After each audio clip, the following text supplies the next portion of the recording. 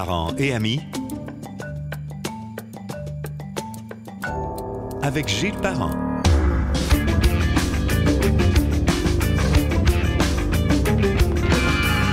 Bienvenue sur Parents et Amis. C'est exceptionnel aujourd'hui. Quand on a commencé ça, Parents et Amis, un peu sous l'impulsion de mon fils Charles et de l'excellent Luc Dupont, professeur marketing à Ottawa, je savais pas qu'un jour je dirais bienvenue, bonne année et bon début de 4e saison pour Parents et Amis. Ça commence aujourd'hui. On peut nous écouter, nous retrouver sur gillesparent.com, sur Spotify, Google Podcasts, Balado de Apple et le canal YouTube sous Parents et Amis. L'année 2023 commence à peine. Déjà, les défis sont nombreux, l'inquiétude toujours dans l'air, les perspectives demeurent incertaines. On ne peut pas dire pessimiste parce qu'il y a quand même des possibilités qu'il y ait des éclaircies à la fin de cette année. Pour tenter d'évaluer les tendances, les défis devant nous, j'ai invité Simon Saint-Hilaire, conférencier, formateur et l'ami des entrepreneurs depuis plus de 28 ans. Bonne année! Bonne année, Gilles! Hey, félicitations, 4 ans, c'est pas rien. Oui, j'ai commencé à 4e année, je suis content. Ça fait combien d'émissions, somme toute, à peu près? Je dirais Plus de 200? Entre 150 et 200. Wow. J'en ai eu plus pendant la pandémie parce que je faisais des invités multiples. Je dirais, ouais, 200, on se trompe pas.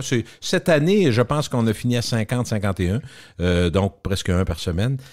Normalement, c'est ça, la cadence, c'est un par semaine. Fait que je suis de plus en plus occupé. Je fais des blagues à mes amis. J'ai plus le temps, là, je suis dans le jus. J'ai été de même longtemps, mais là, ça recommence à être un peu plus occupé. Bravo et merci de l'opportunité que tu me donnes chaque fois, comme ça. Un plaisir. Comment ça s'est passé, ton temps des fêtes? Formidable. Bon. Un beau temps des fêtes en famille, on en a profité. C'est ça qu'on veut. On veut se promener. C'est le fun parce qu'on va regarder, on se disait avant de commencer l'enregistrement, Simon, dans le fond, on touche au monde des affaires, au monde des PME, mais en même temps, tout ce qui s'appelle le structurel. Fait que c'est très large, puis on se rend compte qu'on peut se parler. Dans le fond, on fait quoi, 4, 5, 6 fois par année? À peu près. T'es un des plus réguliers, je pense, dans notre émission qui coûte pas cher, pour ça, on est correct. Et en même temps, on a, et avoir aussi l'audience puis, qui monte tout le temps. Donc, tu es dans le top 10 de l'année. Merci tout beaucoup. Comme ton ami Luc Dupont. Écoute, alors, d'être dans la même liste que Luc, c'est un privilège. Ça va très bien, effectivement. Donc, ce qu'on va essayer de faire, c'est, avec un regard toujours sur les dernières années, parce qu'ils nous ont beaucoup touchés, regarder les perspectives, dans le fond, Simon, c'est ça qu'on va faire, regarder un peu ce qui s'en vient. Le terme dont on parle, c'est le grand rééquilibrage. Est-ce que c'est utopique? Est-ce que ça se peut? Est-ce que tu y crois? Allons-y. J'y crois, mais pas comme certains pourraient le penser. Okay. Exactement. J'ai pas l'impression... Si on a parlé de grand rééquilibrage, ouais. On parle souvent les gens parlent de retour à la normale, on l'a déjà évoqué un petit peu. Quelle normale, dans le fond? Exactement. La normale des 2 dernières années ou celle d'avant? Ben, c'est ça. Je pense que les gens souhaiteraient que ce soit celle d'avant, là, c'est. Oui. Mais ça n'arrivera pas comme ça. Ça se passera pas comme ça. Le grand rééquilibrage, certainement, il y en aura un, parce qu'il y a des... C'est pas le grand débrouillage, là. Non. Dans le temps des fêtes, c'est le rééquilibrage. On va regarder Tintin. Et Astérix. Oui, exactement. Mais on se rend compte quand même qu'il y a des choses qui ont effectivement changé dans les dernières années. Moi, ce que je vois là, à l'horizon, rapidement, c'est que j'ai l'impression qu'on est tous sur le fil de départ. Là. C'est comme une course. Là. Les coureurs sont là. Il y en a qui sont plus nerveux que d'autres. Ils s'installent sur les blocs. Et puis là, ça va être quoi? Et les devoirs sont faits ou les gens ont l'impression qu'ils ont fait leurs devoirs et tout ça. Mais j'ai l'impression qu'il y a encore beaucoup d'incertitudes là, devant nous autres. Peut-être qu'on est trop pressé. Ça se peut que ça soit un peu plus long qu'on voudrait? Possiblement. Je pense que oui. On a hâte que ça revienne. On souhaiterait que ça revienne. On le voit. Oui. On a vu les dernières... il y a quelques mois, lorsque le gouvernement est revenu avec certaines suggestions au niveau du port du masque et tout ça, on ne peut pas dire que c'était... Écoutez beaucoup, non, il n'y a plus d'oreilles pour ça, beaucoup. Là. Non, exactement. Fait que les gens veulent passer à autre chose, ils veulent avoir des nouvelles positives. Mais oublie pas que, juste là-dessus, Simon, faut pas sous-estimer ce qui était espéré, mais quand on nous a dit, je pense qu'il va falloir vivre avec. Je pense que ça a rentré dans la tête du monde, ça. Es-tu d'accord? C'est majeur. Je pense que c'est la meilleure chose. Et j'ai l'impression que les gens sont dans ce mood-là aussi. On veut vivre avec, il y a des risques, les gens prennent soin, certainement. J'ai eu des événements dans le temps des fêtes avec la famille où j'ai des gens qui sont plus à risque, alors on a porté le masque. Okay. J'ai eu des retrouvailles, pas des retrouvailles, les funérailles de mon beau-père au mois de novembre. Bon, les gens, on a porté le masque. Il y avait plusieurs personnes qui sont plus à risque et tout ça. Alors, il y a encore ça, mais on se rend compte que les gens veulent aller de l'avant. Mais les gens veulent du positif. On en a besoin de positif. Et j'ai l'impression, moi, que c'est un petit peu comme le phénomène des marées. Hein? J'ai l'impression que l'eau s'est retirée. Puis là, quand l'eau se retire, on voit quoi? On voit des poissons morts et tout ça. Et souviens-toi des débuts de la pandémie. Entre autres, les gens estimaient qu'il y aurait probablement 20 000 fermetures de petites ou moyennes entreprises au Québec. C'est pas rien, c'est ce qu'on voyait, c'est ce que les spécialistes voyaient à l'époque. C'est pas arrivé. Et là, les gens, on dirait que, moi, ce que j'entends à gauche et à droite, c'est que, est-ce que là, ça va se passer? Il y a eu les aides gouvernementales, il y a eu toutes sortes de choses. C'est vrai, oui. Et là, on se rend compte que il y a moins d'aide qui est disponible, il y a moins de programmes qui sont là, malgré qu'il y a des annonces qui sont faites. Il y a énormément d'ajustements. Beaucoup. Alors, fait que je pense qu'à moyen terme, on commence à avoir une meilleure idée de ce qui s'est passé. Et ça, on peut l'analyser, c'est important, ça va nous amener ailleurs.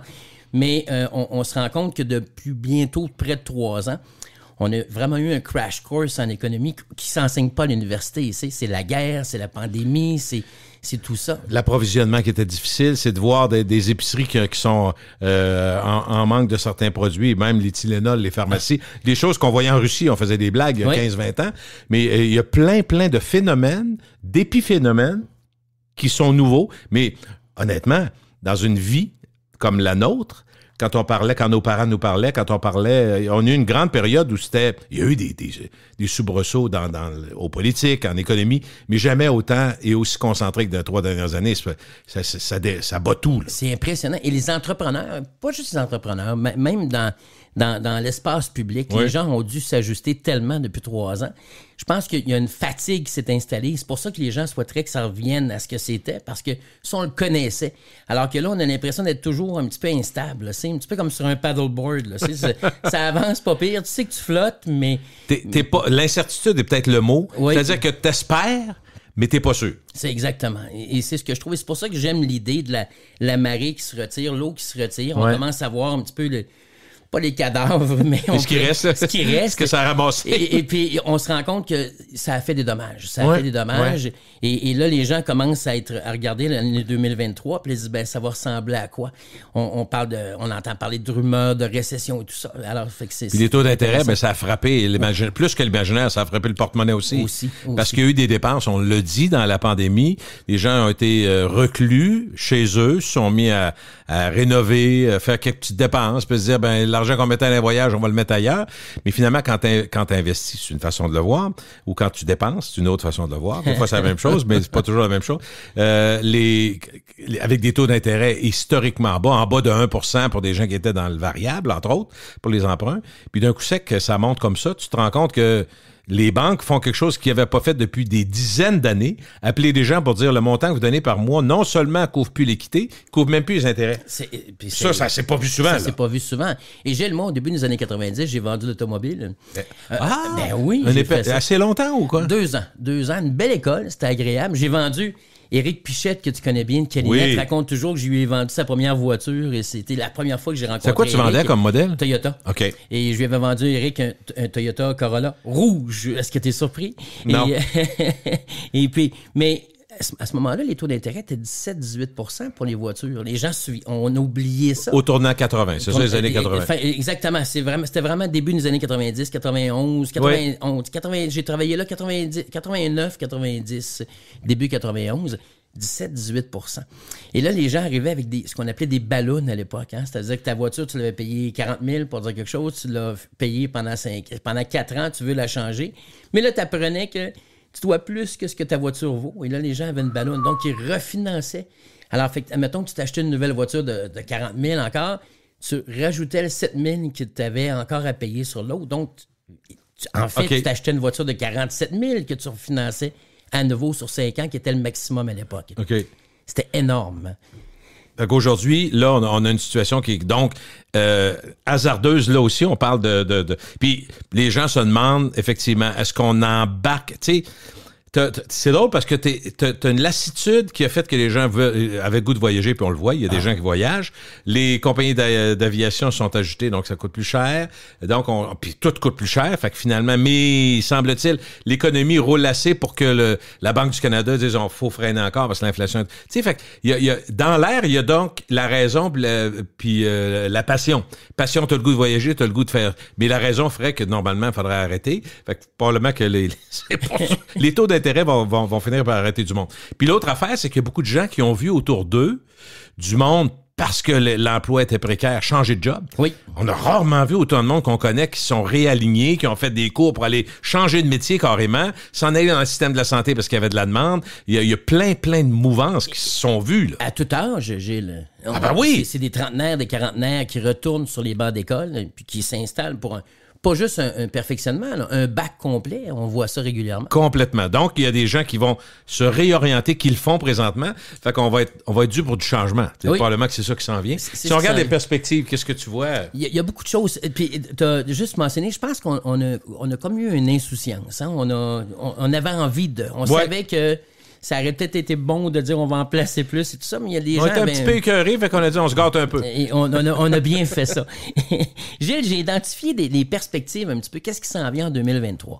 Et c'est le résultat de beaucoup de lectures, beaucoup de discussions aussi, bien sûr, avec mon entourage. Tu mets ça dans le blender, tu dis voici ce qui ressort. Exactement. Okay. Et puis, il y a des choses qui sont vraiment intéressantes. D'abord, plusieurs spécialistes pensent que à cause de la hausse des coûts comme ça à la consommation, les taux d'intérêt, tout ça, ça va avoir une influence sur des gens on parle des start-up furtives. Et c'est quoi? C'est vraiment des micro-compagnies, mais beaucoup de gens vont essayer d'avoir un revenu d'appoint.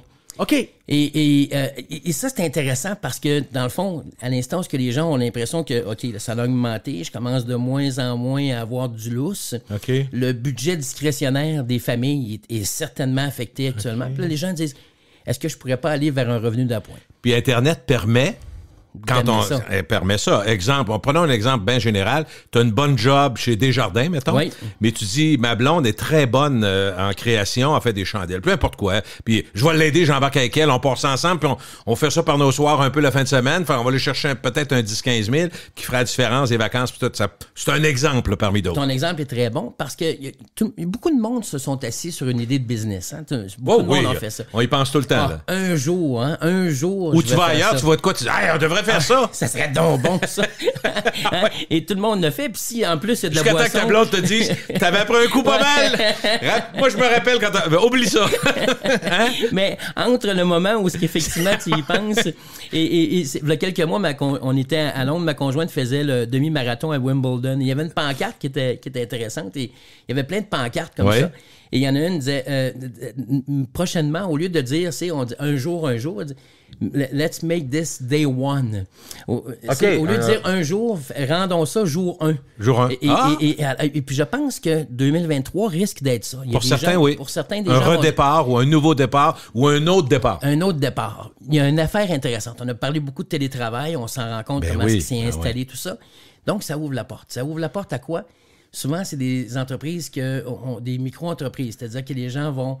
on voit Tupperware actuellement qui a des difficultés, mais ces genres d'entreprises-là, que ce soit Arbonne, que ce soit ces entreprises-là, pour plusieurs personnes, il y a des gens qui vont dire « Hey, voilà peut-être une opportunité pour moi d'aller chercher quelques dollars de plus et tout ça. » Là où ça amène une difficulté, c'est que moi, si je suis ton employé, je suis en télétravail. Oui. Et de 8h30 à 5, pour dire quelque chose, je suis censé m'occuper des clients, m'occuper des dossiers de mes clients de l'entreprise. J'ai un petit sideline, par exemple. C'est ça que tu me dis? Là, je te vois venir. Là. Puis entre ce que je veux, ce que je peux puis ce que je dois faire, on sait que c'est toujours tiraillant pour les individus. Alors, il y aura, je pense qu'on va voir dans la prochaine année, à cause de ça, beaucoup d'entreprises qui vont essayer de trouver des nouveaux systèmes de surveillance, à savoir ce que j'ai une assiduité de mon personnel.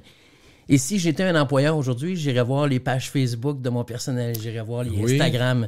Est-ce que la personne est en train de faire la promotion de quelque chose sur les heures où moi je la paye, mettons. Puis je ne vais pas empêcher les gens de faire ça, au contraire, là, c'est correct, mais... Sachez qu'il y en a qui vont peut-être vous regarder. Exactement. Compartimenter les choses, soyez prudents. Alors, ceux qui vont entrer dans ça, attendez-vous peut-être à des restrictions quelconques. Okay. Il y a des gens qui sont nerveux à ce niveau-là. Il y a Mark Colling, qui est un professeur d'économie et de productivité à l'Université d'Oxford. Il dit qu'on s'attend à ce que les gens cherchent un revenu d'appoint pour être capable de combler l'inflation. Je crois ça, moi. Oh, ouais, définitif. Il y en a qui s'est commencé, là. Oui. Parce que l'idée de baisser nos dépenses, ça ne nous tente pas. Il n'y a personne qui veut faire ça. Moins. Alors, les gens vont dire, mais est-ce que je sauve du temps sur la route? Est-ce que j'ai du temps libre qui est peut-être plus qu'avant? Est-ce que je ne pourrais pas en profiter pour avoir le revenu d'appoint pour maintenir mon niveau de dépense? C'est tout à fait logique. Je trouve que c'est tout à fait logique. Autre tendance pour ce qu'on pourrait imaginer devant nous. Là. Celle-là va étonner beaucoup de monde, mais les entreprises payent plus vite qu'avant. Et ça, c'est intéressant. Alors, donc, moi, je me souviens d'avoir vu avec des clients des 180 jours, 220 jours. C'est pas le fun. Non. Puis là, tu as fait un contrat, puis là, tu appelles, puis là, tu as envoyé un avis. Tu as l'impression de quêter, alors que ton service est donné bien souvent, c'est ça? Exactement. Le service a été donné, puis là, tu es supposé d'avoir été payé, puis tu ne peux pas entrer en conflit avec ton client. Tu souhaites l'avoir de nouveau. Puis... Oui, mais passer 60 jours, moi, je trouve ça très indélicat. Là. En tout cas, s'il n'y a pas eu de conversation, ça l'est, puis c'est à la limite indécent à ce niveau-là. On se rend compte que les gens payent plus vite qu'ils le faisaient à l'époque. Il y a des statistiques intéressantes. Et depuis 2017, là, ça diminue constamment. Par crainte, pourquoi on paye plus vite? C'est là que ça devient intéressant. C'est les systèmes. C'est que, tu sais, avant, on envoyait un chèque. C'était facile. Le chèque est dans le mal. Souviens-toi de ça. Le chèque est dans le mal. Il y avait un délai tout le temps naturel, couple de jours. Ils ont perdu le chèque. Je vais t'en faire un autre. Et puis, j'ai pas le temps là, mais toutes les raisons étaient bonnes. Mais là, je t'envoie la facture par Internet. Transfert Interact avec mon numéro est là. Tu as une plateforme de paiement, de carte de crédit, tout ça. Et on se rend compte que ça a diminué beaucoup à ce niveau-là. C'est intéressant pour les employeurs. C'est bien. Et pour une PME, c'est excessivement important parce que ça te permet de maintenir ta liquidité. Et alors ça évite des problèmes et des enjeux. Alors on se rend compte que les facilités de paiement instantanées sont extraordinaires. Ça a du bon. Et les entreprises qui ne sont pas là doivent s'y mettre. Ah ben oui. Parce que tu ne peux pas attendre après ton argent aujourd'hui. Avec les taux d'intérêt, mais les chèques, ça commence à sonner fax. T'es d'accord? Ça fait un petit peu passer date, là. Effectivement. Mais, alors, puis encore là, il y a des systèmes aujourd'hui de paiement avec le chèque que tu reçois. Certaines applications bancaires vont te permettre de prendre une photo et tout ça. Oh oui. Alors, tout ça a fait en sorte que on a gagné à peu près depuis 2017, grosso modo, à peu près 3 jours. Ça peut paraître banal, mais on a gagné à peu près 3 jours. Multiplié par tout le monde, ça paraît, là. Ça paraît. Donc, on ramène l'argent. L'employeur est moins d'inquiétude aussi à ce niveau-là, en sachant qu'il sera payé plus rapidement. Et on a vu, par contre, la disparition de paiement rapide, souvent d'escompte de paiement rapide qu'on voyait à une époque. Si tu payes plus vite... En dedans de 30 jours, vous avez un rabais, ou en dedans de 20 jours, je comprends. Les gens sentent moins le besoin d'avoir des incitatifs comme ceux-là. Et je trouve ça très, très bien là, à court terme et à moyen terme. Bon, on continue avec notre lorgnette. Qu'est-ce que tu vois aussi? C'est le fun, par exemple, parce qu'il y a beaucoup de tendances, puis soit qui s'additionnent ou qui sont côte à côte, mais qui sont tout à fait pertinentes. Écoute, le braconnage des petites entreprises. Et là, tu dois te dire, Gilles, c'est quoi le maraudage? braconnage? Dans le sens de maraudage? Exactement, le maraudage. C'est qu'on s'est rendu compte que en période de ralentissement économique, là, souvent les moyennes et les plus grandes entreprises, de manière à réduire leurs coûts rapidement, souvent la première initiative qu'ils vont faire, c'est couper dans le personnel ou réduire les heures. Ça va faire quoi? Ça veut dire que possiblement qu'il y a des gens, tu viens de le mentionner, il y a des gens qui se sont remis en question versus leur carrière. Là, il y a des gens qui vont dire, OK, est-ce qu'on a atteint le maximum? Est-ce que je viens d'atteindre ma limite dans la compagnie? Exactement. Ils viennent de me dire, là, on va t'en enlever un petit peu, t'enlèves un petit peu, là, je peux-tu grandir encore, là? Donc, je me questionne. Il y a des questionnements. Donc, il y a des gens qui vont devenir disponibles sur le marché de l'emploi. Ça veut dire que moi, si je suis une petite ou moyenne entreprise aujourd'hui, je vais avoir l'œil ouvert. Et c'est là que le braconnage et le maraudage va se faire. Les meilleurs employés, j'ai les travail. Avec des statistiques qu'on a comme aujourd'hui, c'est la vérité. Quelqu'un qui ne travaille pas aujourd'hui, possiblement manque de cœur un peu. Oui, parce qu'il y en a de l'emploi. C'est pas tous des jobs parfaits, mais il y a de l'ouvrage. Particulièrement dans la région de Québec. Puis je te dirais, au Québec, il y a des endroits, c'est pire, là, mais je veux dire, il y a de l'emploi, il y a encore de l'économie, puis on se répétera jamais assez sur la structure tellement solide de la région de Québec, avec à peu près 40 de fonctionnaires, 30-35 20 000 employés dans le monde de l'assurance, en biotechnologie, en recherche, il y a je sais pas combien de milliers d'emplois. Donc, il y a beaucoup de stabilité sur la base de l'économie. La fondation, le frame de la fondation est hyper solide. Et c'est pour ça que l'économie... on le voit, ça magasine encore. Dans le temps des fêtes, là, si tu as magasiné dans le temps des fêtes, les stationnements sont pas vides. Non. Ça s'est pas vidé. Il y a des menteurs dans la salle. Là. Oh, définitivement. Fait que les gens économisent pas tant que ça. Fait qu'on se rend compte qu'il y aura possiblement des licenciements, mais aussi, c'est que il y a des gens qui se rendent compte que les entreprises doivent devenir plus strictes un petit peu. Parce qu'il y a une autre chose qui s'est faite pendant la pandémie. Quand s'est installée la pénurie de personnel, qui était là avant, on s'entend, mais qui s'est installée très, très forte, donnez-y 26$ de l'heure. Vas-y, niaise pas. On ne peut pas le perdre. Mais des employés qui valaient peut-être 17, 18 dans un marché normal. Exactement. Puis là, ils voient l'inflation, puis ils disent, il faut que tu m'augmentes, parce que là, ça a augmenté l'inflation de 30%. C'est rare que tu vas être descendu aussi, d'accord? Oui, mais t'es plus à 17, le point de départ, t'es rendu à 26. Donc, on a tenu compte de ça, mais comme employé, ta nouvelle évaluation, c'est à partir de 26. Alors là, tu dis, l'inflation s'est faite de 30% cette année, tu m'as augmenté juste de ça, c'est pas correct. Et là, tu dis, ouais, mais tu étais à 17 puis je t'ai fait monter à 26 parce qu'il y avait. Ouais. Mais l'employé, ça, on l'oublie. Ouais, ben oui. Je l'oublie. C'est du passé. C'est du passé. On est rendu ailleurs. Et là, ça va amener des choses que des candidats vont devenir disponibles. Ça veut dire que, comme entreprise, moi, il faut que je m'organise. Ça veut dire qu'il faut que je comprenne bien les rôles que j'ai à remplir. C'est-à-dire, c'est qui je dois embaucher, qui je dois chercher pour pouvoir focusser là-dessus. Il faut que je remette à jour aussi ma façon d'embaucher, mes conditions de travail. Qu'est-ce que je vais faire? Bien évaluer ma structure salariale parce que... En bon québécois, on dirait s'assurer d'être sa coche. Oh, j'aime ça. J'aime vraiment ça parce que si j'embauche des nouvelles personnes, je viens de changer, je viens d'amener de l'air neuf, c'est parfait. Mais là, j'avais déjà joué dans ma structure de salaire depuis 3 ans. Ouais. Là, ça sera Si j'ai un nouveau qui gagne demandes. plus pour la même job, là, Exactement. OK, il faut que tu équilibres ça. Parce qu'il va y avoir une compétition et c'est pour ça que je dis c'est vraiment du braconnage, du maraudage qui va se faire. La saison est ouverte et c'est là. Mais il y a des gens qui imagine-toi sont là. pour un employeur, tu sais, tu parles tellement d'employeurs, de PME, tu peux penser que tu as un employé qui est là depuis très longtemps, qui est peut-être blasé puis qui espère prendre sa retraite éventuellement, ou au contraire, tu dis, lui il est là, il est fidèle depuis longtemps, faut que je sois correct avec, puis je continue à bien le gâter parce qu'il m'en donne. Puis tu as quelqu'un qui arrive, qui est qualifié, puis qui est prêt à venir, mais avec des conditions déjà, avec le 2 étages plus haut que tu aurais donné à l'époque. Fait que tu es tiraillé entre qu'est-ce que je fais si j'écœure, moi, celui qui est là depuis longtemps, est-ce qu'il va m'en donner plus déjà? Tu sais, c'est embêtant. C'est vraiment... Oui, j'aurais de la misère à avoir quelque chose qui est synchro avec la réalité puis le bon geste à la bonne personne. C'est difficile parce que quand tu entres du nouveau, c'est du 109. Moi, Oui. j'aime beaucoup ça. Mais je l'ai vu dans le détail, même des amis proches à moi qui travaillaient dans le détail. Je n'aimerais pas la chaîne de la compagnie, mais pendant près de 28 ans. Et là, l'embauche des jeunes, mais ils ne veulent plus travailler le samedi-dimanche. Alors, qu'est-ce qui est arrivé? Lui, il s'est retrouvé à faire les samedis-dimanches. Puis là, son gérant disait, ouais, mais les jeunes, ils veulent pas le faire. Les nouveaux veulent pas le faire. Ouais, je comprends, mais moi, je suis ici depuis 28 ans. Puis tu m'imposes ça. Exactement. Puis eux autres, tu leur dis c'est correct qu'elle allait faire du Ils n'ont pas skateboard. ça parce qu'ils ont peur des pertes. Alors que la prétention de l'employeur, c'était il partira pas après 28 ans, il est plus près de la Ouais. retraite que Ouais, son début ouais. de carrière. Donc, il y a une stabilité, il est habitué dans son marché. Il a quitté. Après 28 ans, il a changé de domaine. Et pourquoi? Parce qu'on lui demandait de faire des samedis-dimanches, alors que d'autres J'avoue que voulaient c'est pas le difficile, faire. par exemple. Surtout si tu vois les jeunes qui le font pas. Moi, ça me mettra en tabarouette, au minimum. On peut utiliser toutes les expressions. Ouais, qu'on on les peut voit. Ils ont tout passé dans ma tête, là. Alors, et c'est là que ça devient intéressant. Fait que, employeurs, là, qu'on se le dise, préparez-vous. Préparez-vous. Il va y avoir vraiment des candidats disponibles, je crois, au cours de la prochaine année.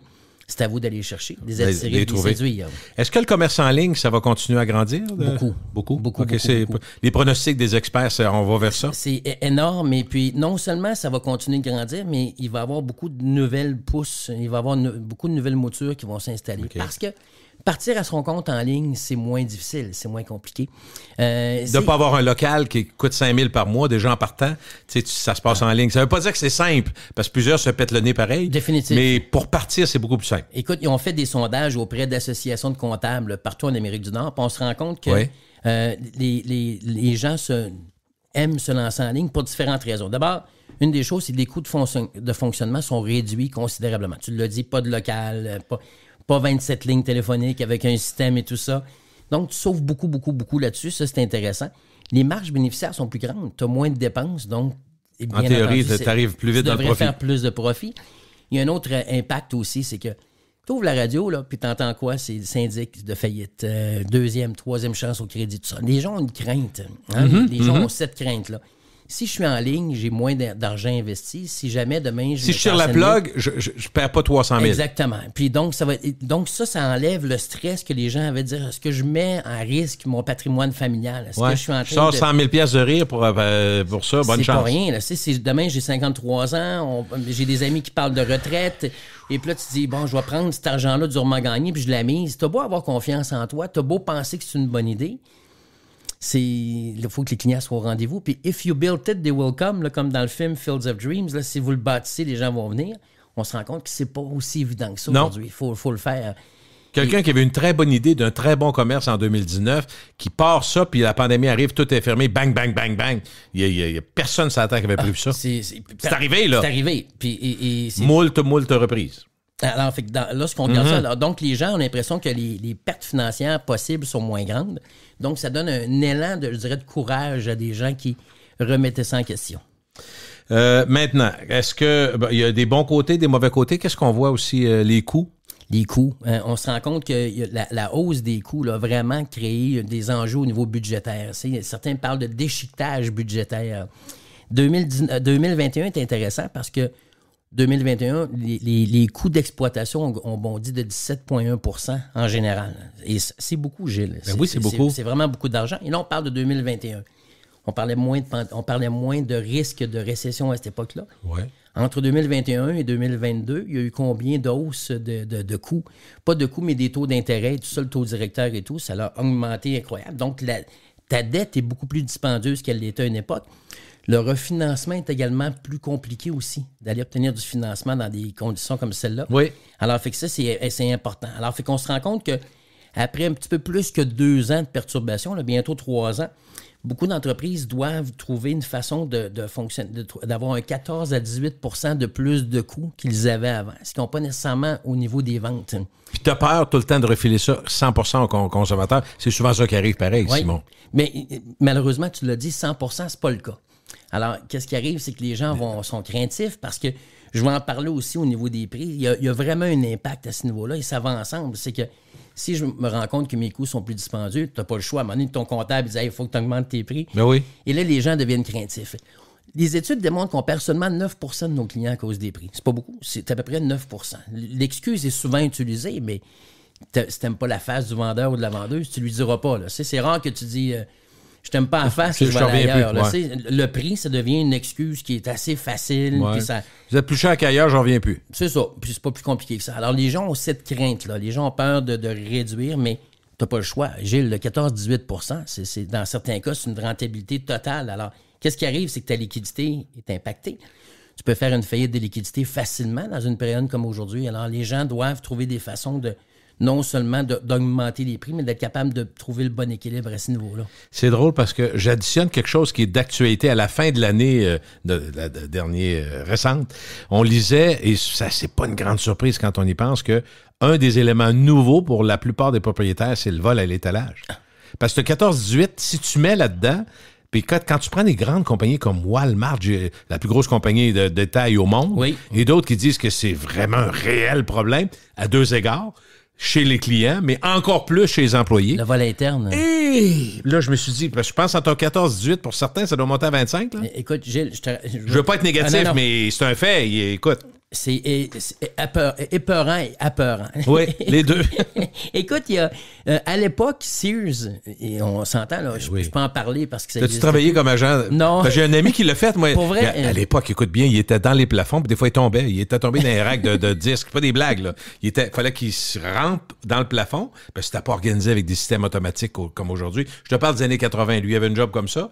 Moi, j'avais une vingtaine d'années. Lui, c'est ça qu'il avait. Fait que c'était un grand mec, puis il se promenait dans le plafond, puis à un moment donné, des plaques, là, il était tombé dans les racks de disques. Mais il surveillait le monde, surtout dans les endroits comme des cassettes. Ça coûtait 15-20$ pareil. C'était très dispendieux. Fait que tu vois, non, je donne l'anecdote, mais je veux dire, les vols à l'étalage, on en parlait moins depuis 15 ans. Mais je suis pris avec l'image du gars qui tombe du plan. J'ai vu ça 2 fois dans ma vie, dans le film Breakfast Club, si tu te souviens, avec John Nelson. Ben oui. Et un ami en secondaire 5 qui a décidé, notre éducation physique qui se faisait au Patro Rocamadour, il a eu la brillante idée de dire... Tu vas me cacher? Je vais aller dans le vestiaire des filles. Alors, et puis, il est tombé, il est tombé, mais dans l'allée, bien entendu, il est tombé face à Sylvain Prémont, qui était le professeur d'anglais, mais responsable du programme de football, qui porte le stade de Saint-Jean-Eudes, porte le nom de Sylvain Prémont. Il est tombé vraiment devant lui. Il n'a pas vu ce qu'il voulait voir, là. Non, définitivement pas. Sa journée s'est mal terminée.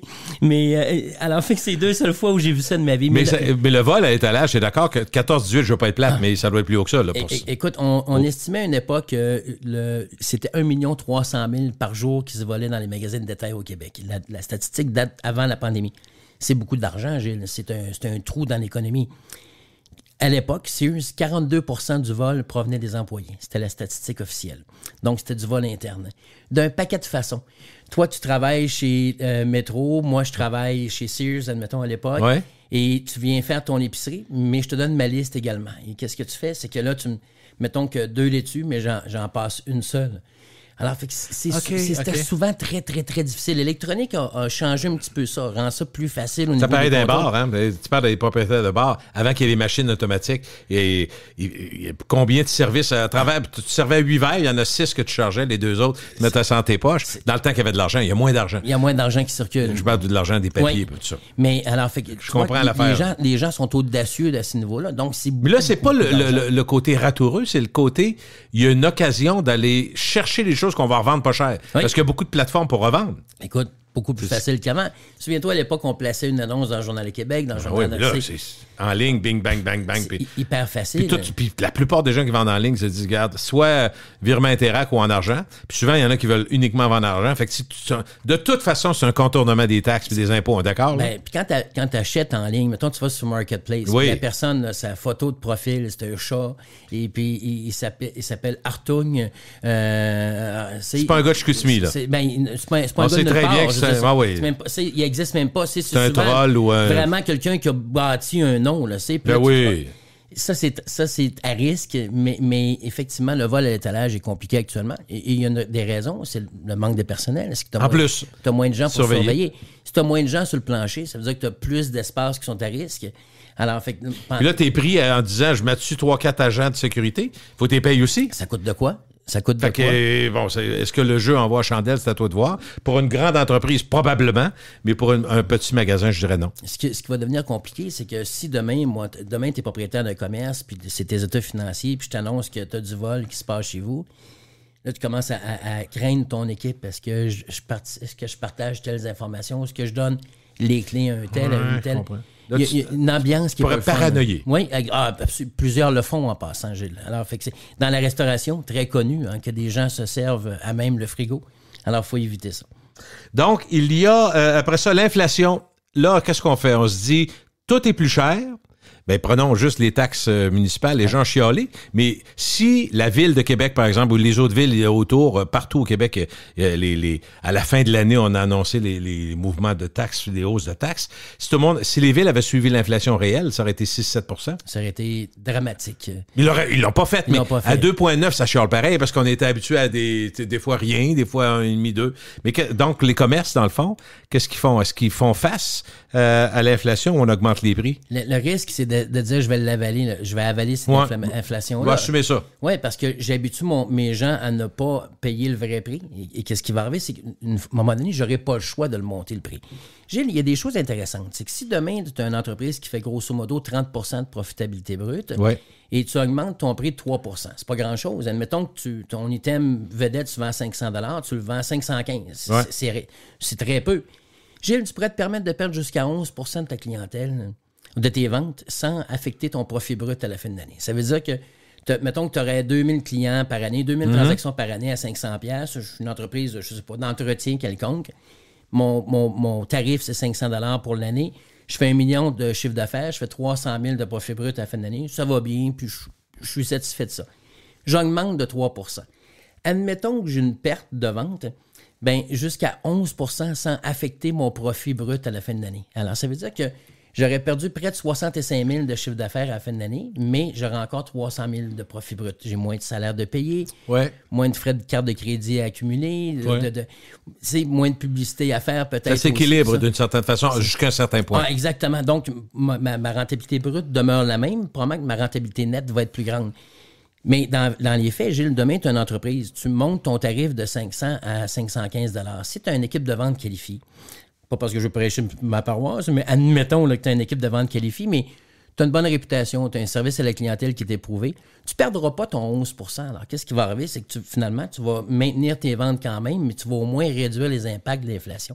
Les entreprises actuellement doivent se pencher là-dessus. Peut-être qu'il y en a qui sont lentes à réagir, parce qu'ils doivent le faire là, oui. Oui, trop lent, parce que justement, ils craignent. Puis l'autre chose, c'est qu'on regarde le compétiteur. De faire peur aux clients, ils craignent quoi? Aux clients, puis ils ont l'impression d'être tout seuls dans leur camp. Ils ont peur d'être tout seuls dans leur camp. Okay. C'est que si moi, là, admettons que je fais des gazons, puis tu fais des gazons toi aussi, puis là, moi, j'augmente à 515 $, puis là, tu disais à tes clients, moi, j'augmente pas, bien, c'est parfait.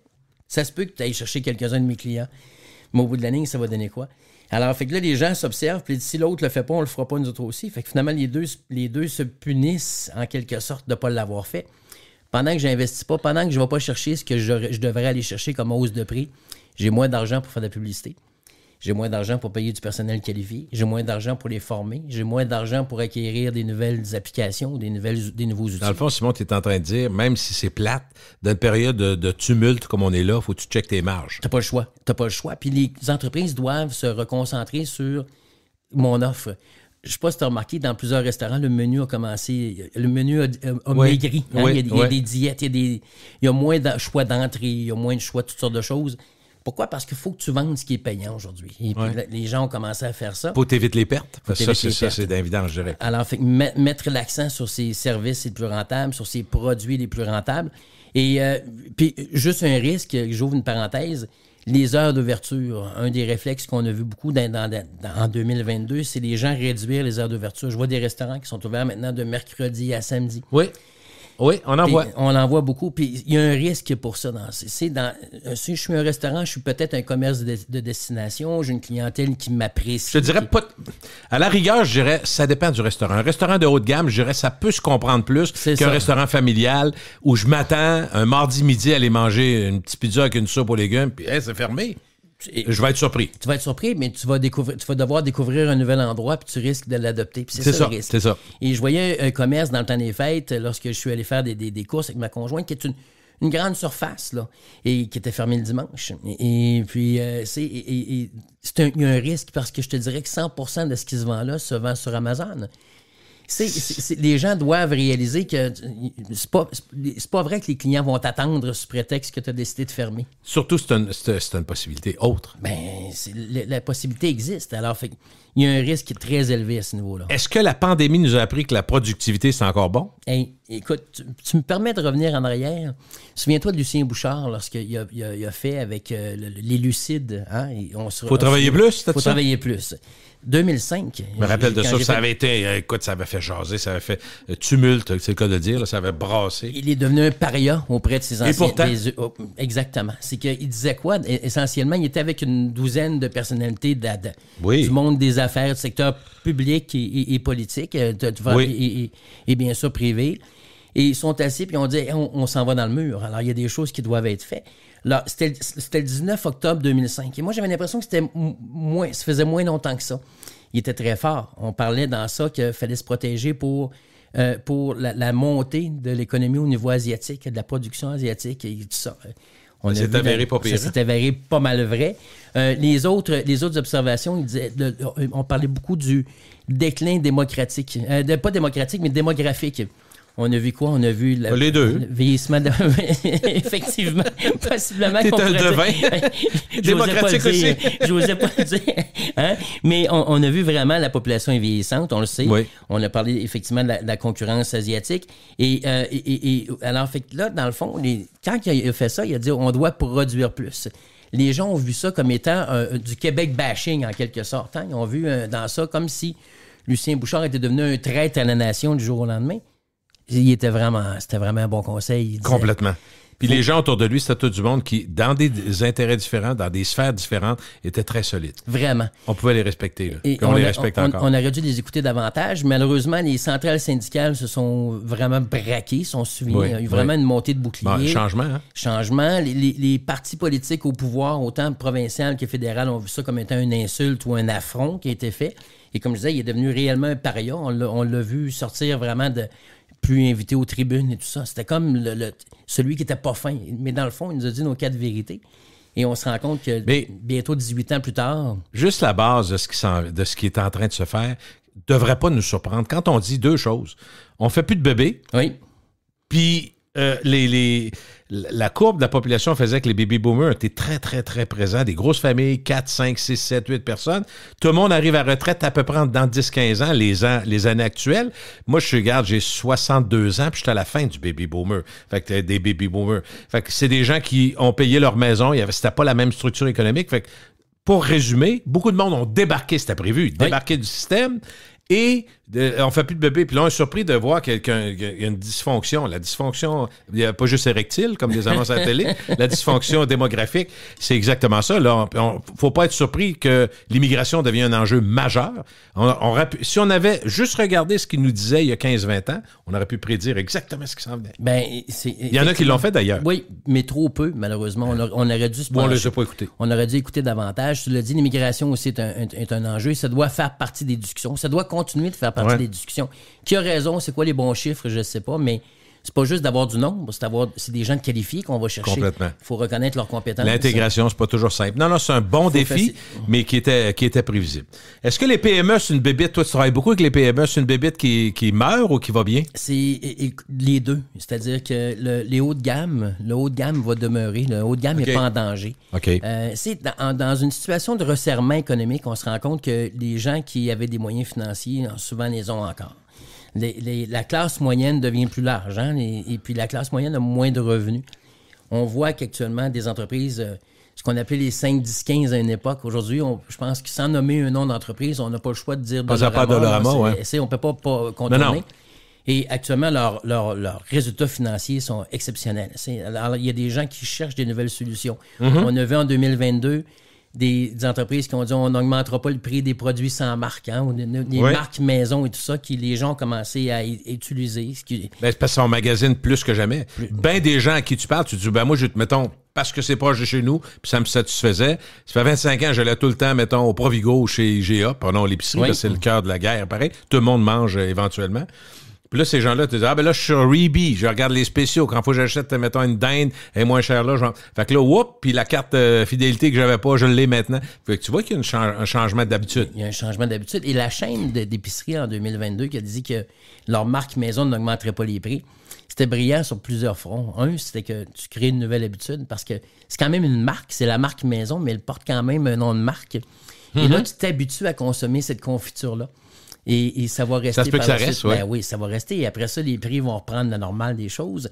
C'était un geste surtout que intelligent pour eux autres. Dans un podcast que j'ai fait avec Sylvain Charlebois de Food Professor. C'était fantastique. Ouais, qui me dit, moi j'ai dit, on se dit, nous autres, entre amis, mettons la confiture, tu parles de confiture aux fraises, elle peut être faite par Vachon? Elle dit, non seulement elle peut aller. Penses-tu que ces compagnies-là, les sans-noms, ils ont des usines sans nom partout en Ontario puis au Québec? Ben non. Ils ont des contrats. C'est la même chose. Ben, c'est semblable, en tout cas. C'est souvent le même produit. La recette est des fois... J'ai travaillé chez Noma Canadiana quand j'étais étudiant pour aller apprendre l'anglais. Je suis parti et je suis parti avec ma voiture, je suis allé apprendre l'anglais. Je travaillais à Bramley et on faisait les 3 skis. Tu te souviendras de Noma. Oui, mon Dieu. On faisait tondeuse, souffleuse, tracteur à gazon. On fabriquait Mastercraft. On fabriquait... Pour toutes les autres, OK. Exactement. Ça, c'est Craftsman à l'époque, MTD. Et OK. On avait à peu près 8-9 marques. À part la vôtre. À part la nôtre. Et alors, tu changeais le frame, changeait de couleur. Exactement. Le décalque changeait de couleur. Mais c'est pareil dans l'alimentation. C'est la même chose. Même l'électronique aussi, alors à plusieurs égards. Alors, on voit ça. Fait que le haut de gamme, pas inquiet, Gilles. Le haut de gamme, les gens vont être au rendez-vous. Des Mercedes vont s'en vendre encore et tout ça. Le bas de gamme va être affecté, mais le moyen de gamme, vraiment. Parce que le moyen de gamme, là, les gens de la classe moyenne, là, ils flirtent avec la bas de gamme. L'incertitude économique. Mais pendant 3 ans, ils ont comme une confiance qui était là. Ils se sont gâtés, eux autres aussi. Ils ont réduit leurs dépenses de maison, alors fait qu'ils sont habitués à des nouveaux... Là, la raison, peut-être le banquier les ramène à la raison. Exactement. Puis on a vu en 2022 des commerces, certains types d'entreprises, comme entre autres dans le sport, qui, à une époque, ont vendu des vélos à 5, 6, 7, 8 000 $, puis il en manquait. Et là, tout d'un coup, il y a beaucoup de vélos à 5, 4 et 3 000 $ qui sont vendus sur Marketplace et Kijiji parce que les gens disent c'était le fun d'en acheter un, mais finalement, j'aime pas ça. Ou encore, à Québec puis à Montréal, tu vas dire, ben là, il y en a des électriques en ville, puis ça me coûte rien. Fait que finalement, aussi. C'est une belle raison. C'est une belle raison. Et l'offre va augmenter encore pour 2023. Ouais. Donc, si actuellement, il faut se trouver un créneau, si je suis dans le moyenne gamme, pour moi, on est à risque. Essayez de trouver votre place. Alors, où on plaît une clientèle moins fortunée, on y va comme un Dollarama et tout ça, ou on va dans le plus haut de gamme. Puis les PME, par définition, Simon, c'est des compagnies qui souvent les entreprises plus simples à gérer, moins hiérarchiques, moins compliquées. Fait que tu peux plus facilement être flexible puis t'ajuster. Te revirer de bord. Alors, fait que de faire des bons choix à ce niveau-là, pour moi, c'est essentiel. Et de pas réduire au niveau des efforts, parce qu'il faut que je continue à faire des efforts. Si le professeur Dupont était autour de la table avec nous autres, il dirait « coupez pas dans la publicité ».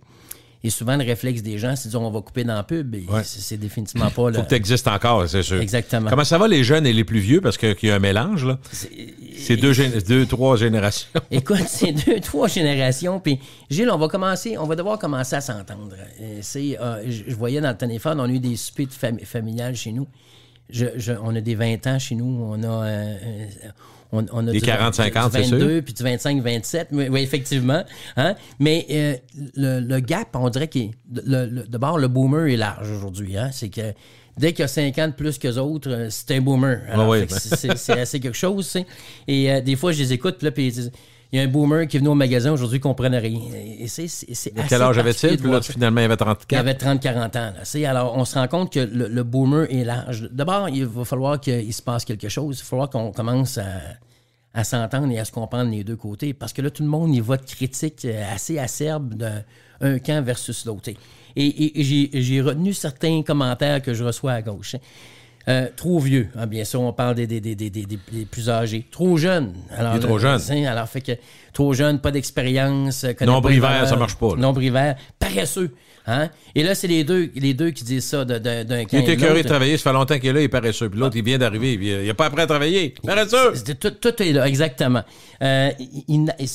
Inapte ou résistant au changement. Ça, c'est la perception des jeunes versus les plus âgés. Mm-hmm. Est-ce que des fois, il y a une résistance au changement? Possiblement, mais il y a ça. Gens d'une autre époque, on va les voir comme des... On passe date. On passe date et on devient passé date. Et en passant, là, beaucoup plus vrai au Québec puis au Canada qu'on le voit aux États-Unis. On s'entend, là, Joe Biden, c'est pas une jeune pousse, là. Et puis quand tu regardes ses opposants potentiels lors d'une prochaine élection, s'ils se représentent de nouveau, il y a beaucoup de gens beaucoup plus âgés qu'on le retrouve dans l'espace public ici puis de partout ailleurs. Mais il va falloir que ces gens-là commencent à travailler ensemble et à se comprendre. Des trop gâtés. Oui. Trop sensibles. On dit ça de la nouvelle génération beaucoup. Vraiment. Hein? Les gens... C'est un peu le résultat souvent de petites familles gâtées par des parents qui avaient plus de moyens aussi. Je dis pas que tout le monde est de même, mais c'est une constante pareille, pris par la main. Oui. Quand on fait à la blague le constat d'une visite d'un jeune enfant dans un parc public, grand-papa, grand-maman, papa, maman, puis 2-3 amis, sont 7 adultes pour un enfant qui joue dans la balançoire. Ça veut dire quelque chose. C'est fascinant. Ben, puis, aussi, tu l'as vu, puis tout le monde l'a vu. Là. Puis les familles séparées aussi. C'est que là, je peux pas dire non. Doublement gâté. Je le vois juste une semaine sur 2 ou je le vois une fin de semaine sur 2. Alors, tu l'as dit, doublement gâté. J'assistais à un moment donné une partie de hockey de mon filleul. Et je parlais avec un des parents, je dis, il y a beaucoup plus de monde que dans mon temps. Il dit, c'est normal. Tout le monde a 2 familles. Il y a beaucoup de ça. Exactement. Puis là, on s'est mis à regarder dans l'estrade, puis effectivement, tu vois 8 grands-parents. Ils sont venus voir leur petit-fils, là, par alliance. Par alliance, oui, absolument. Ils sont venus voir ça. Fait que, tu sais, des commentaires comme inflexibles, blasés. Ils prennent pas le stress. Prennent pas le stress, on l'entend beaucoup. Puis d'ailleurs, là, ça fait partie des observations de 2023. Il y a une chose là-dessus que la santé mentale est devenue est arrivée vraiment là, dans les discussions dans les dernières années, ce qui est fantastique. Hein? Faut trouver à ça. Et puis, mais je pense qu'il va falloir rééquilibrer des choses. Tout ne peut pas être de la santé mentale. C'est que si moi, ça le dos large. Il ne faut pas que ça soit l'excuse toujours. Exactement. Ça ne peut pas être que ça. Les employés qui disent « faut que je prenne congé parce que pour ma santé mentale ». Ben moi, si tu me dis, Gilles, il faut que je prenne congé pour ma santé mentale, je veux dire, avant de parler de congé, on va s'asseoir, parle-moi de toi, qu'est-ce qui se passe? Es-tu correct? Oui, ça m'intéresse. C'est important pour moi. Exactement. Là. C'est pas rien là, de dire ça, mais là, je trouve que l'expression est utilisée rapidement. Et je connais pas l'expression, je me trompe tout le temps, je vais faire un symphorien de moi-même, mais souviens-toi, jeune, nos parents disaient, si tu cries au loup ou tu cries au feu tout le temps, à un moment donné, on ne te croira plus, puis on ne te prendra pas au sérieux. Crier au loup. Et là, je trouve que ça a le dos trop large, et c'est en train de créer quelque chose, c'est que là, les gens commencent à être craintifs aussi. Puis là, les gens parlent beaucoup plus qu'avant, c'est-à-dire qu'on expose nos enjeux à ce niveau-là, ce qui est très bien. Mais il n'y a pas beaucoup de pudeur. Les gens n'ont pas nécessairement de jardin secret. Puis il y a des employeurs qui me disent littéralement, Simon, j'ai peur d'engager certains candidats. C'est quand je vois un trou maintenant dans le CV, je dis qu'est-ce qui est arrivé. Puis là, les gens disent, j'ai eu des enjeux de santé mentale. Mais c'était quoi? Je me sentais fatigué, j'ai décidé de prendre congé quelques mois. Si tu t'apprêtes à m'engager, puis tu veux me donner des responsabilités. Ouais, c'est ça, je comprends. Ça se peut que tu sois craintif. Le pire, c'est que tu peux avoir un doute, mais est-ce que tu peux en parler publiquement, c'est une autre affaire. C'est autre Parce qu'aujourd'hui, chose. les débats publics mettent souvent en vedette des particularités et non pas des généralités. Absolument, exactement. C'est vraiment majeur. Fait que tu sais, tu marches sur des œufs là-dessus. Exactement. Pour les employeurs comme les employés. Je pense que c'est une tendance forte. C'est que c'est beau qu'on en ait parlé. Il faut qu'on continue d'en parler. Ça doit rester dans la sphère publique. Moi, je suis convaincu de ça. Il y a des initiatives fantastiques, mais tout ne peut pas être un enjeu de santé mentale. Oui, mais non. D'une part, puis c'est un peu comme dire que les réseaux sociaux, c'est épouvantable. Il y a beaucoup d'aspects négatifs, il y en a beaucoup de positifs. Beaucoup de positifs. Je disais à ma blonde récemment, une alerte Amber qui en dedans de 40 minutes a été réglée parce que le public s'en est mêlé. Bing, bang, bang, bang. C'est la force du nombre, là. Oui. Comme disait M. Arthur, à la gang, on sait tout, mais là, c'était vrai. Il y a des choses très positives. Puis pour des pays, prenez la Russie. Pourquoi il y a des millions de jeunes Russes qui ont quitté la Russie? Parce qu'ils étaient informés, ils étaient sur Internet, puis avec des VPN, donc de la façon de pouvoir ne pas être exclu par le pays qui bloque à peu près tout, ils ont été capables de savoir qu'il fallait que ça en aille. C'est fantastique. C'est des forces, c'est de valeur pour les Russes, mais c'est des forces de jeunesse qui ont quitté au bon moment parce que Internet leur a dit qu'est-ce qui se passait. Tu sais, c'est fantastique quand on y pense au plan humain. Mais moi, je pense que l'information aussi a plus de valeur que jamais. C'est faut qu'on continue de se maintenir à jour. Et juste pour compléter sur les jeunes, encore une fois, pas parce que je m'attaque à un groupe, là, c'est pas ça du tout, mais il y a une chose qui est certaine, c'est que puis je parlerai des gens de ma génération aussi. Je vois des gens qui me disent je m'en vais en vacances pour ma santé mentale, puis je reviens à ce que je disais, mais il doit y avoir d'autres choses parce que tu peux dire je suis fatigué, je pars en vacances. On a le droit de dire fatigué, mais là, tout est santé mentale. Et je pense que c'est devenu trop large. Et là, les employeurs ont peur parce que là, tu comprends. Et ça devient craintif. Et il faut Puis tu peux pas dire ouvertement, ben là, lâche-moi la santé mentale parce que quelqu'un peut se plaindre, peut sortir public, peut aller sur Facebook. Bien, ça, c'est mon patron. Terminé. Cancel. Comme dire, ça, c'est cancel society. Mais il y a des gens, qui vont devenir moins attrayants pour les employeurs à cause de ça. Je veux juste lever un drapeau. Soyez prudents. Sinon. Parlons récession un petit peu. Qu'est-ce qu'on fait? Là, on l'envisage? Est-ce qu'on l'envisage pas? Ça dépend à qui? Comment? Écoute, d'abord, c'est drôle, parce qu'il semble y avoir deux camps. Il y a des institutions financières qui ont dit que la récession est à nos portes. On devrait l'avoir.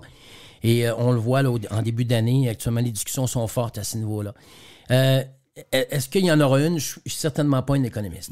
Non, je sais pas. On a l'impression que c'est le fameux mot en N là, qu'on peut pas dire. Là, c'est le mot en R. Exactement. Faut pas le dire. Personne ne veut en parler. Hein? Je sais pas. Puis je te dirais que ça me plaît. Ça me plaît qu'on soit prudent dans l'annonce de ça. Parce que je trouve qu'à l'instant qu'on l'annonce, c'est un petit peu comme la COVID dans les dernières années. Les gens disaient mais c'est à cause de la COVID. Ben oui. Alors, le dos large. La récession a le dos large. Et aussi, la récession va avoir le dos large si effectivement elle arrive. Alors, qu'actuellement, on se rend compte que beaucoup de gens sont hésitants à dire. L'enjeu pour moi, c'est que à l'instant que l'annonce devient officielle, il y a une atmosphère de prudence qui s'installe. Gilles, toi et moi, on est en affaires, puis là, on annonce une récession. On va s'asseoir ensemble, puis on va dire, on fait quoi? Ouais. Et là, on met des choses en question. On se prémunit comment? On se prépare comment? On agit comment? On agit comment? Puis c'est dans le sport professionnel, ou les sports d'équipe, on dit toujours que tu gagnes des championnats avec la défensive, mais tu attires des foules avec l'offensive. C'est vrai. C'est important, mais le problème, c'est que les gens, souvent, vont couper dans l'offensive. Et c'est beau de se défendre, mais il faut que tu sois capable de mettre du monde dans le stade. Faut que tu sois attrayant, faut que tu sois... C'est exactement. Et c'est quand est arrivé... Donc, c'est l'équilibre. Tu vas dire le mot de la vie, dans le fond, quand on y pense. L'équilibre. L'équilibre, mais prendre les bonnes décisions. C'est que, si on vient de voir les tendances, de prendre en considération ces tendances-là. Mais souviens-toi, lorsque Walmart est arrivé au Canada, les gens de chez Eaton, ils ont dit, ça va être tough, les gens vont vouloir essayer cette chaîne-là, donc il va y avoir... Ils ont pris 3 décisions majeures. Ils ont réduit dans les inventaires, parce que les inventaires, c'est dispendieux à supporter. Ils ont coupé dans le personnel. Je coupe dans le personnel, je coupe au niveau des ventes, je coupe au niveau du service à la clientèle, la rétention, l'appréciation de mon client versus mon produit, mon service. Et en coupant les inventaires, j'invite aussi mes clients à aller chez le compétiteur, ce qui n'est pas nécessairement une bonne chose. Et ils ont fait quoi aussi? Ils ont coupé dans la publicité. Et si ça devient plus difficile, invite pas moins de monde au party, invite-en plus. Et Canadian Tire a fait l'inverse quand Walmart... C'est vrai, il a été agressif. Ils ont agrandi les magasins, souviens-toi. Dans certains cas, ils ont détruit. Moi, je suis natif de Charlebourg. Il y avait un Canadian Tire sur le boulevard du Jardin qui est devenu une pharmacie. C'est pas rien, là. Pour dire, l'ampleur n'était pas aussi grande, là. C'était pas pareil. C'était une petite, là. Et puis c'était pas un vieux Canadian Tire, mais malgré tout. Alors, ils en ont grandi, dans certains cas, ils ont déménagé, tout ça. Ils ont engagé plus de monde. C'est encore une grande surface, mais ils ont engagé plus de monde. Ils sont assurés de faire beaucoup plus de publicité, d'être plus impliqués. Ils ont changé aussi l'image de ce que la compagnie était. Alors, si effectivement récession il y a, si on se rend compte dans les prochaines semaines, si on apprend que la récession est là, je pense que c'est... D'abord, réfléchir peut-être pour les employés. Oui. Les employés et les employeurs. On va s'arrêter 2 secondes. Réflexion. Qu'est-ce qu'on est? Qu'est-ce qu'on veut? Qu'est-ce qu'on fait? Oui, exact. Oui, absolument. Puis c'est quoi nos bons coups? Qu'est-ce qu'on doit corriger? Et je trouve qu'en récession, faut pas justement être sa défensive puis être prudent puis dire on va attendre que ça passe parce que ça passe. Peut-être qu'on va passer dans le tordeur. Alors, il faut continuer à attirer de la clientèle. Il faut continuer à attirer des meilleurs talents. Il faut continuer de les garder, les meilleurs talents. Alors, les compagnies en période de récession devraient être aussi à l'attaque, c'est-à-dire trouver des nouvelles façons pour attirer cette nouvelle clientèle-là, leur vendre. Et pour pas être, j'allais dire déprimé, peut-être pas déprimé, mais pour pas être trop dans l'incertitude, parce que c'est difficile de travailler dans l'incertitude, peut-être qu'il y a lieu aussi, peut-être faire genre de congrès à l'interne. Tu sais, tu dis, on va réunir notre monde, puis pas dans un élan de panique, mais juste pour faire une mise à jour. Qui on est, nous autres? C'est quoi nos bons coups? C'est quoi de, tu sais, prenons le temps juste pour se rendre compte que finalement, on est une bonne compagnie. On a tout ce qu'il faut passer à travers. Peut-être qu'il y aura quelques moments plus difficiles, au lieu de tout faire ça en cachette, puis que tout le monde... Parce que la crainte, si le patron là, puis le directeur là, ça se peut que tout le monde l'aille. C'est que demain, moi, je suis stressé comme employé. Est-ce que mon patron va faire des coupures? Est-ce que je vais y passer? Je suis dans les dernières rentrées, des choses comme ça. Alors, fait qu'il y a vraiment une incertitude. On le dit, incertitude. L'incertitude est partout. Alors, ton idée est bonne. Effectivement, moi, je pense que comme entreprise, il faut se parler. Il faut que les patrons, les dirigeants exposent à leurs employés c'est quoi les faits. Regardez, oui. L'inflation nous coûte ça. On veut garder l'équipe qu'on a là, mais on a des défis devant nous autres. Et la question qui devient la meilleure, c'est pourquoi. Pourquoi les gens achètent chez nous? Il faut le comprendre. Oui. Pourquoi les gens nous choisissent comme entreprise? Pourquoi on est encore là après tant d'années? Exactement. Puis de bâtir sur ces forces-là. C'est de pas juste... Et c'est pour ça que c'est ça pour moi d'être passé à l'attaque. C'est de dire... Essayons de comprendre qui on est, pourquoi les gens nous choisissent, pourquoi les gens restent chez nous. Et c'est vrai pour les dirigeants aussi, pourquoi les employés travaillent chez nous. C'est important aussi de savoir ça. Leur demander pourquoi vous travaillez chez nous. Qu'est-ce qui fait que vous n'êtes pas allé ailleurs aussi? Alors, qu'est-ce qui vous attire? Il faut qu'on soit des meilleurs employeurs, des meilleurs fournisseurs. Est-ce que notre façon de travailler, notre façon de gérer notre entreprise, est-tu adaptée à la nouvelle réalité? Je ne crois pas. C'est ça? Dans bien des cas, je ne le crois pas. Il faut se questionner. Puis qu'est-ce qu'on peut faire de mieux, dans le fond? C'est exactement ça. Il faut regarder c'est quoi les opportunités que la récession va apporter. Si récession il y a, bien sûr. Mais il y a des opportunités en général dans une récession. Est-ce qu'il y aura des fermetures de compétiteurs? Est-ce qu'il y aura des opportunités au niveau immobilier, tout ça? Il y a des gens qui bénéficient d'une récession, d'un ralentissement économique. Absolument. Essayons d'être ceux qui vont en bénéficier et d'essayer de trouver sa place dans ça si, effectivement, il y a récession. Est-ce que la nouveauté qui n'est pas arrivée nécessairement par la récession, mais qui a été catalysée par la récession, c'est-à-dire le côté hybride du travail, c'est-à-dire maison et bureau, là, on voit qu'il y a peut-être... Revenons au départ, parce qu'on revient quasiment à notre question du départ, on avance vers la fin, en parlant de rééquilibrage. Dans le fond, c'est un peu ça. Est-ce qu'on a réussi à savoir qu'est-ce qu'on veut ou si c'est encore variable? Je pense que les... Y a-t-il une tendance, mettons? Oui, d'abord, les employeurs commencent à être moins facile. On exige un peu plus. Exactement. Okay. C'est que là, au moment donné, on avait tellement peur que tout le monde parte. On voyait les statistiques, on a donné les salaires, les conditions, tout ça. Il y a un rééquilibrage qui se fait à ce niveau-là. Le télétravail est là pour rester. Définitivement, il est là pour rester. Il n'y a pas personne qui veut s'en départir. Les compagnies ont sauvé de l'argent et tout ça. Il y a des domaines dans lesquels c'est moins favorable, on le sait, mais la majorité des domaines, c'est là.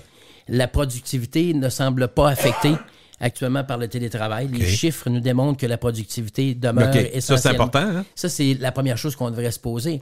Alors, et lorsqu'on parle de productivité, écoute, il y a des statistiques intéressantes. C'est que d'abord, seulement 6 % des entreprises disent qu'il y a eu beaucoup d'effets négatifs au niveau de la productivité. Le télétravail, il y a eu beaucoup d'effets négatifs.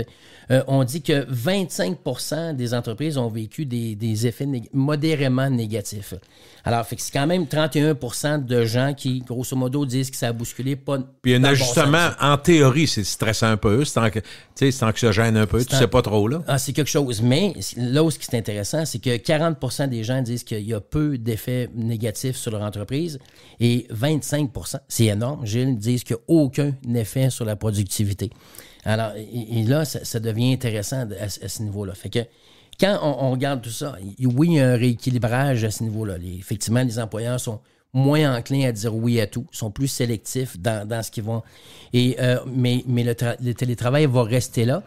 Et on se rend compte que la formule hybride, ce qui est actuellement le plus choisi, c'est pas mal le 2 jours semaine. C'est pas mal ce qui reste, c'est le 2 jours semaine. Et peut-être que ceux qui sont revenus, se disant qu'ils étaient bien en pantoufles à la maison puis en pyjama, ils se sont dit, ouais, je suis plus dedans quand je vais au bureau pareil. Si je suis honnête avec moi-même, dans l'auto, tu reviens le soir, tu te dis, ouais, quand je vois ma gang, puis on explique, puis je sais pas, t'as une sensibilité peut-être différente. Peut-être que tu dis effectivement, pas juste pour le patron, pour l'entreprise, mais toi-même, je suis plus efficace. Un mélange des deux, ça peut être bien. Là. Écoute, c'est là que c'est important d'avoir la formule hybride, justement. C'est que ce soit un jour, 2 ou 3, ça dépend. Comme je dis, la formule la plus actuellement préconisée, c'est 2 jours semaine. Les entreprises ont des enjeux avec les lundis puis le vendredi. Le vendredi étant celle que les gens ne veulent pas travailler. Le lundi, c'est tel que tel. Tu as passé la fin de semaine avec les enfants, tu dis, on va aller prendre un break au travail lundi. Pour faire la blague qui circule, on va au Mont-Saint-Anne pour décrocher. C'est une bonne formule. Hein? C'est très bon. Tout le monde n'arrivera pas de la même façon. Non, mais drôle. Non, mais c'est parce qu'elle circule, là, j'ai dit, pendant qu'elle est dans l'air, qu'elle est encore bonne, mais on rit, puis c'est plus ou moins drôle, là, mais en tout cas, ça, c'est un autre... J'ai un ami qui est maniaque de ski, qui skie là-bas, il y a un chalet là-bas. Mais on parle des entreprises, c'est quelqu'un qui n'a pas prévu ça, ceux qui ont des entreprises au Mont-Saint-Anne, juste comme ça, là. À partir du moment où les locations se font pas, les gens, ils vont pas, puis le temps des fêtes a dû être difficile. Il y a une gang qui a annulé. Il y a pas, tu sais, tu comprends? Fait que, tu sais, c'est un peu comme nous dans bien des domaines quand la pandémie est arrivée puis ils ont tous fermé le shutdown. Oui. Mais tu peux pas te prémunir contre ça, là. Puis c'est des gens qui avaient déjà été fragilisés aussi. Au fil des dernières années, je te dirais. L'économie était tough là, pour ces gens-là. Alors, fait que c'était difficile. Non. Alors, fait que c'était un autre coup de plus pour eux autres. Mais quand on revient au niveau de, justement, la formule hybride, ce qui est là, ce qu'on se rend compte, c'est que l'impact majeur, ça n'a pas été au niveau de la productivité. Le travail d'équipe en a souffert. Et parce qu'il y a des gens qui sont entrés aussi en période télétravail. Des nouveaux employés. Fait qu'il y en a qui ont vu des employés 2-3 fois seulement depuis qu'ils sont là. Difficile d'être complice, là. Exactement. Il n'y a pas nécessairement de small talk, c'est qu'on pourrait dire. Il n'y a pas de... Hey, t'as fait quoi en fin de semaine? Il y a moins de ça. Et l'appartenance. Et il y a quelqu'un que j'aime bien lire qui disait, maintenant, changer de job, c'est changer d'ordinateur. Puis c'est la face dans l'écran qui change. Mais c'est pas complètement faux. C'est pas mal vrai. C'est si je travaille, moi, si je regarde mes enfants qui travaillent effectivement dans le milieu des affaires, mais qui travaillent devant un ordinateur ni plus ni moins que presque du matin au soir, demain, s'ils changeaient d'emploi... Ça ressemblerait à un ordi, hein? Il y aurait un nouveau portable, un nouvel ordinateur. Peut-être que la souris aurait une forme différente, mais il s'habituerait rapidement. Mais à part la face qui change dans l'écran, là, il n'y aura pas grand changement au niveau du contexte. Alors, on se rend compte que c'est des enjeux à ce niveau-là. Est-ce que pour le service à la clientèle, les entreprises qui voient leurs employés qui aiment mieux ne pas travailler lundi, vendredi, c'est une problématique? Très problématique. Ouais. Très problématique. La fin de semaine était déjà une problématique, tu m'as l'expliqué. Surtout, Gilles, c'est que si t'as du service en présentiel à faire, qu'on le veuille ou non, tu as du service en présentiel. Le lundi, si tu as de la misère à avoir des gens sur place, tu vas avoir de la difficulté à servir tes clients. Tu as une attente plus longue, tu risques d'avoir de l'insatisfaction chez ta clientèle et ça va avoir des impacts négatifs éventuellement. Et en sachant comment les gens placotent beaucoup plus qu'avant sur les réseaux sociaux quand ils sont insatisfaits plutôt que lorsqu'ils sont satisfaits, ben le fameux bouche-oreille se fait égratigner. Simon, on va finir avec quelque chose que je trouve bien le fun, puis on lance l'année 2023 avec du positif, le top des choses qui demandent aucun talent. On y pense pas, mais je trouve ça intéressant de les rassembler. Donc, qu'est-ce qui, dans notre vie, et dans le travail, demande pas nécessairement de talent? Alors, on va en faire une liste. On va faire le premier, tu diras le deuxième. Avec plaisir. Donc, être à l'heure. Être toujours à l'heure, respecter l'heure, être respectueux de ça. Ça ne demande pas un talent particulier. Tu es à l'heure, tu t'organises. Ça demande un effort. Juste un effort. Juste un effort. Mais c'est pas un talent exceptionnel. Non, puis tout le monde... Et Gilles, tu sais pas lire, tu es capable d'être à l'heure. Oui. Sérieusement, il n'y a personne qui peut se donner. C'est la base. Il faut s'organiser, il faut être à l'heure. Un autre. Fournir un effort. Et c'est lié, mais c'est vraiment... Le manque d'effort actuellement est une des majeures causes de problèmes des services à la clientèle. C'est juste ça. Oui. Dans tout ce qu'on identifie, le manque d'effort, j'ai pas donné le plus que j'aurais fait à une époque. Être énergique. C'est tellement important. Avoir le goût, tu sais, ça te tente-tu? Moi, j'aime les jeunes. Puis, il y a des gens qui peuvent... mais souvent, je dis l'enthousiasme se perd. À un moment donné, j'étais en ski avec mon fils. Il y a plusieurs années, il faisait du ski acrobatique à l'époque. Et puis, il dit... Pas toi, là. Non.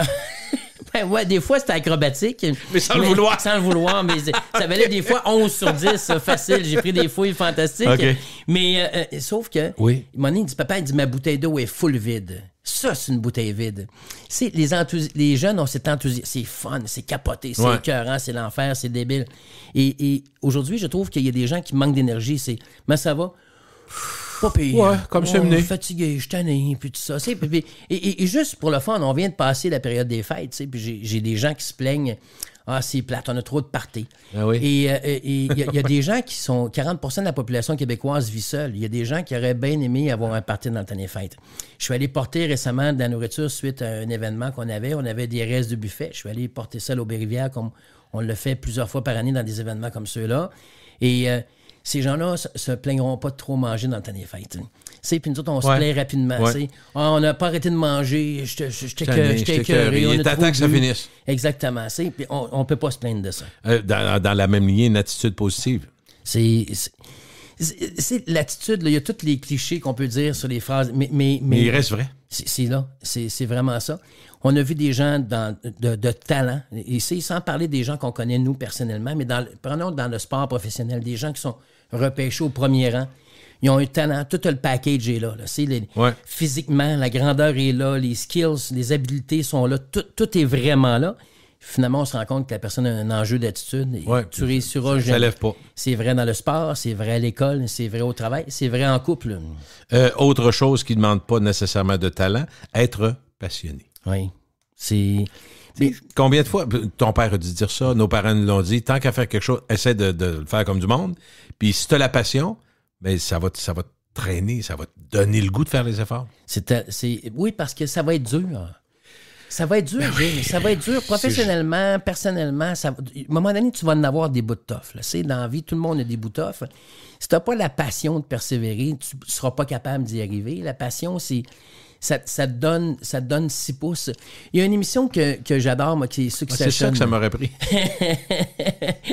Moi, j'aurais joué dans la Ligue nationale, probablement, comme tout le monde. Ben oui. 5-6 pouces de plus, je vois dans la Ligue. Passion, ben oui. Et puis, mais moi, j'aurais été bon dans la chambre. Ça, c'est sûr. C'est quand il disait, il est pas bon sur la glace, mais il est bon dans la chambre. Ah oui. Et à chaque fois, je me disais... Oui, puis toi, t'aurais pu motiver le monde, toi. Tu m'as vu jouer, Gilles, j'étais bien meilleur dans la chambre que sur la glace. Alors, mais il y a une chose qui est certaine, c'est que, comme je dis, quand ça va être tough, si tu n'as pas de passion, tu ne seras pas capable de rester. Puis ça, c'est vrai dans tous les aspects de notre vie. Mais on a un enjeu de passion. Aujourd'hui, nos passions, ce n'est pas une autre. Nos passions, on les regarde.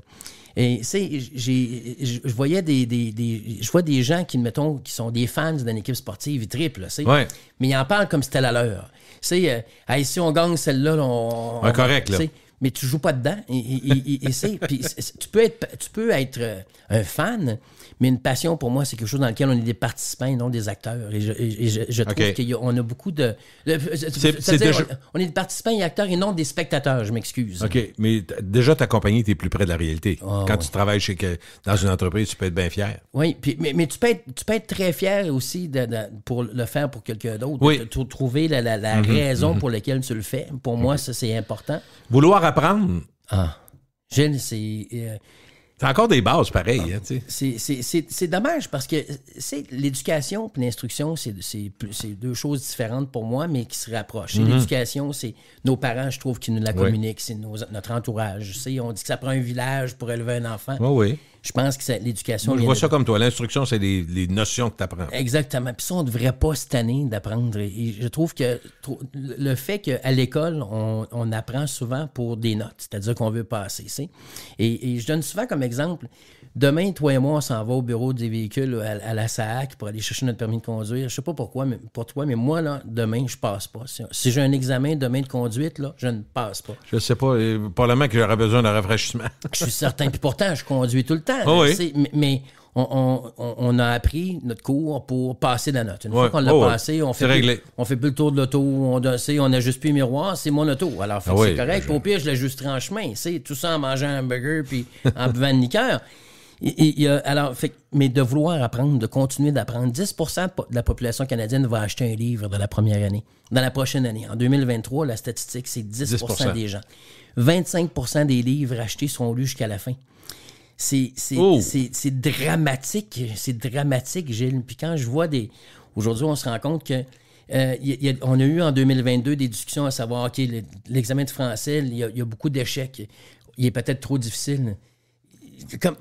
On peut pas arriver là. On peut pas arriver là. Non, parce qu'en baissant tout le temps les attentes puis les exigences, on fait juste être moins bon. C'est ce que je crois. J'ai un ami médecin qui m'a donné, lorsqu'il y a eu des discussions à savoir à l'Université Laval et dans d'autres universités, à savoir si on mettait assez de place justement pour le stress et tout ça. Et puis, je m'avais demandé ce qu'il en pensait. Il dit, Simon, dit... Moi, l'étudiant, là, l'école, là, c'est pour savoir s'il est capable de... C'est là qu'il faut qu'il flanche. Il dit, faut pas qu'on réduise les exigences, parce que s'il n'est pas capable là, alors qu'il n'y a pas de vie qui est en jeu, il dit, quand ça va être vraiment stressant pour vrai, il ne sera pas capable. Il dit, moi, je veux que ce soit le plus dur possible. Parce qu'il dit, on n'a pas le droit de ne pas avoir les meilleurs. Et j'ai trouvé que c'était une belle... Ben oui, c'est là que tu testes vraiment les capacités. Ça devrait être ça toute notre vie durant, dans n'importe quelle sphère de la société. Et parmi les choses qui ne demandent pas nécessairement un talent, sourire puis être préparé. Préparé, sourire, absolument. Puis... en faire plus que demander. Pas se contenter de la moindre des choses, c'est en faire plus que... Souvent, on néglige cet aspect-là. Une bonne éthique de travail. Hey, merci! Merci à toi, T'étais prêt? T'étais préparé? T'avais une bonne éthique de travail? À l'heure. Absolument. Merci beaucoup. Hey, bonne année encore. Toi aussi, Gilles. Salut. Simon Saint-Hilaire, mesdames, messieurs. Mesdames, messieurs.